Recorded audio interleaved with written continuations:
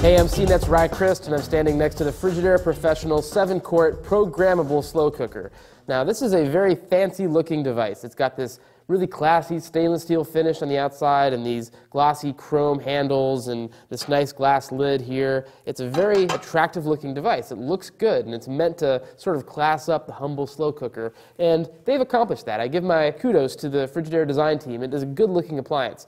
But I have to say the design is not terribly user-friendly. Take the handles. They look good, but there's nothing separating them from the really hot exterior of the slow cooker. So when you're grabbing it, your fingers don't really fit all the way in to begin with, and they're going to get bunched up and get burnt. Several times I had to pick up this unit while it was hot, and I burnt the back of my fingers or my knuckle. I didn't have that problem with other slow cookers that all seemed to figure out that you needed to have a small little patch of plastic or something protecting you there from getting burnt when you pick it up.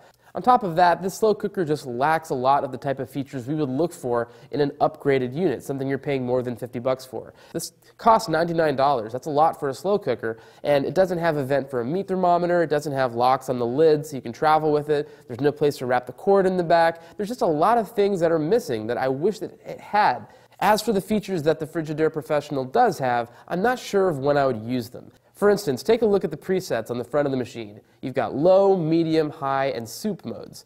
Now, I guess medium makes sense as an extra if your low is too low or your high is too high, but still, that's kind of pushing it. And then I don't know that I need a dedicated soup mode. On top of that, you've also got warm and buffet modes. Those are two separate modes that both just keep your food warm as opposed to cooking it. Do you really need two of those?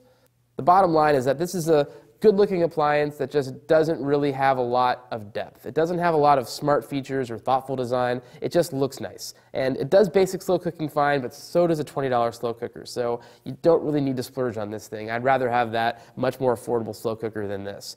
Now, if you don't want that $20 slow cooker, if you want something a little nicer, I say the sweet spot is somewhere around 60 bucks, where we found the Hamilton Beach slow cooker that we tested and the crock pot. Both of those were great and they work well. They're also more affordable than this. If you want something really nice, you can go for the Ninja 3-in-1 cooker, which will double as an oven or a stovetop.